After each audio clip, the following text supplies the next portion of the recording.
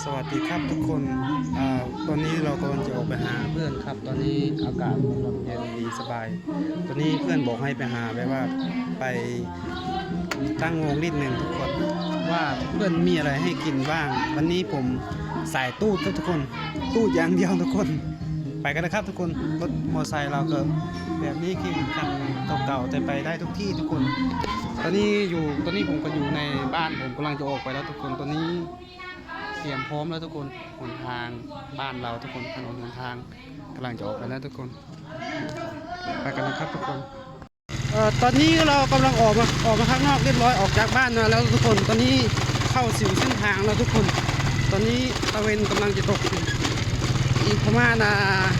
10 นาทีถึงเพื่อนผมครับตอนนี้เพื่อนผมโทร4-5 สายแต่ผมยังไม่ได้รับเลยทุกคนไม่ฝนตกวันนี้อากาศวันนี้นี่ถ้าผมพูดอะไรไม่ชัดเจนขอโทษขออภัยนะครับมือใหม่ครับอีกประมาณ10 นาทีถึงเพื่อนผมเพิ่งโทรหาประมาณ10 สายแล้วพี่ยังไม่ได้ถึงเลยอากาศเย็นมากอากาศดีมากเลยตอนนี้ทุกคนข้างทางคนกำลังไปทำงานมาเห็นไหมคุณทุกคนเห็นไหมวิวสวยมากทุกคนข้างทางตอนนี้ผมกำลังจะถึงเพื่อนผมแล้วครับอีกนิดหนึ่งครับใกล้จะถึงตอนนี้เราก็มาถึงเพื่อนของเราที่เรียบร้อยแล้วตอนนี้เราก็จะออกไปซื้อของแก้มทุกคนแอบสะพายเพื่อนจะไปซื้อเซเว่นอยู่ข้างหน้าทุกคนสะพายเพื่อนผมเดี๋ยวมีอะไรติดไหนติดมือไปหาเพื่อนถ้าไม่มีอะไรเขาจะว่าให้ผมออกไปซื้อของแก้มกันนะทุกคนอีกประมาณอีกนิดหนึ่งก็จะถึงแล้วทุกคนที่เราซื้อของแก้มไปซื้อเสียบเอ็น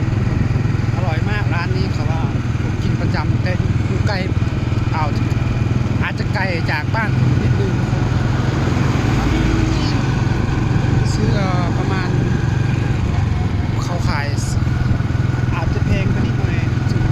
ซื้ออยู่ในเมืองไม่แพงตัวนี้อยู่ร้านนี้แพงแต่อร่อยรับรองอร่อยมากผมกินทุกวันทุกคนใกล้จะถึงแล้วทุกคนเห็นไหมข้างหน้ากำลังจะถึงแล้วทุกคนไปกันเลยครับทุกคนนี่ถึงร้านแล้วก็พูดซื้อ11ได้เอา30,000ว้าวแม่ค้ามีอาหาร11เซฟทุกคนเอา30,000ได้จังงั้น7 ไม้ เจ็ดไม้แม่แซ่บๆเกินพวกตัวนี้เป็นซุปเราทุกคนว่ากินวะแซ่บตอนนี้เพียงเท่านี้ก็น่าทุกคนตอนนี้เราไปซื้อกับแกมกันนะก็เข้ามาแล้วก็ฝากกดไลค์กดแชร์ให้ผมนะครับทุกคน